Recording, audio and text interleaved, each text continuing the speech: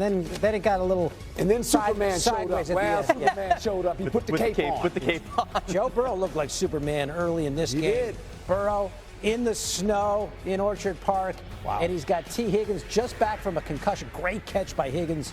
We know he can do that. Yeah, it's a wonderful catch. The toe tap. Bengals up 14-3. Burrow threw 4 touchdown passes. Bengals down 5, and he missed the 2. And there he goes. Put his cape on Huge again. play on 3rd and 15. Josh Allen skipping for a first down. Bills hold on to win it. Let's hear from Josh Allen. Oh, boy. It comes down to guys executing and making plays, and sometimes you gotta play bigger for other people. And you saw that tonight on those back-to-back plays with Christian Benford and Big Phil tipping one up. And again, finding ways to get in the end zone. All we had to do is score one more point than them. It didn't matter how we did it. Didn't matter how good or bad it looked. We just got to continue to find ways to win football games. You know, we stress with this team all the time is we don't blink, we don't panic. Doesn't matter if our defense is playing outstanding, we're not playing great, and vice versa for our offense. You know, we have supreme trust in each other that we're going to figure it out. We're going to play for each other, and that's all we try to do is just not ride the wave, stay as calm as possible, and find a way to figure it out. Yeah, we know what we can be. We know what we can do, when we execute, and we were able to execute today for the most part. And we just got to do more. Yeah, obviously we're not where we want to be as a team or an organization. 4-9 is not good, but we got 4 games to go and show high-level execution, high-level playmaking. I'm going to relish the opportunity to go out and play with these guys and continue to try to put on a show for everybody watching. I hope that that comes across, and I hope that I know I'm going to continue to work hard to put myself in a good position to make plays. Devastating loss to the Bengals. It looks like a completely different team with Joe Burrow at the helm. Meanwhile, it took a Herculean effort from Josh Allen to get the win. His 7th career game with 3 passing touchdowns, a rushing touchdown, and 0 picks.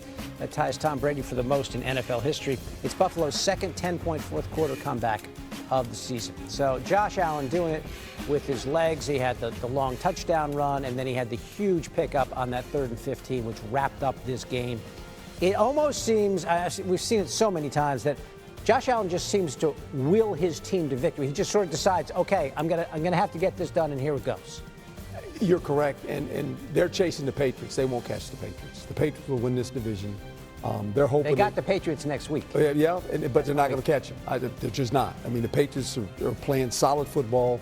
They're a playoff team, obviously. When you watch Josh Allen play, you're right. It's just you marvel at his ability to do things, whether he runs the ball, he throws the ball. He's just a guy that puts this whole team on his back, but he needs help. I've said this numerous times. When the offense of the Buffalo Bills break the huddle and they line up, if you're a defensive player, you go, we got to stop 2 people, quarterback and the runner. Mm-hmm. That's what you got to stop. Yeah. They need to get more weapons. Defensively, they can't slow anybody down.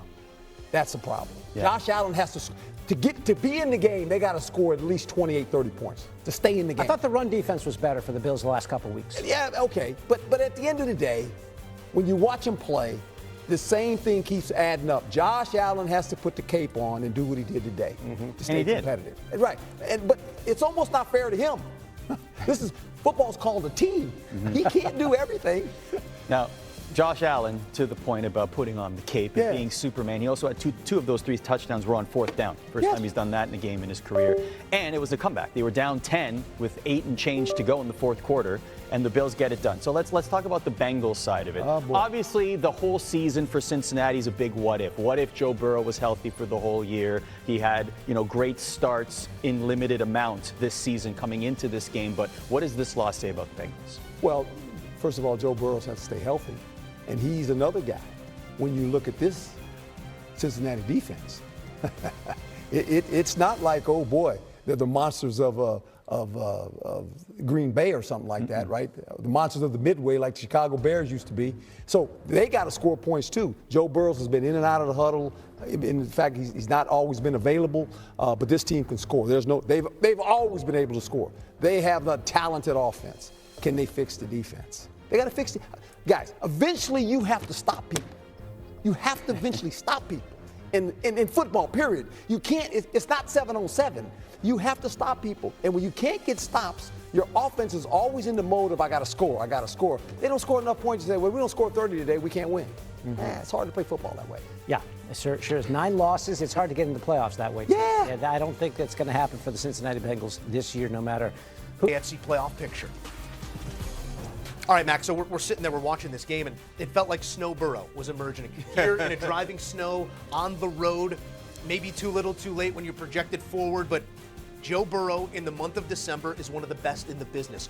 It's 2 plays that are the undoing. 2 plays. What did you see on those plays that created those costs? The ball just rolled in the wrong direction for Cincinnati. Credit Benford for being aware. Number 1, the first interception, that was supposed to be a run. But Joe Burrow, being the veteran-savvy quarterback that he is, he tried to improvise because he saw the corner blitz. So he tried to hit Jamar Chase after a defensive lineman, and those 2 plays really jump-started the efforts for Buffalo to be able to get this game out of reach for Cincinnati. And when you look at the back and forth, number 1, these 2 quarterbacks played like it was September and it was sunny outside. When you look at how they were throwing the football around the football field, knowing how the actual conditions were. But Joe Burrow, to your point, was in his bag. He was clicking. Josh Allen had to go into MVP like Josh Allen.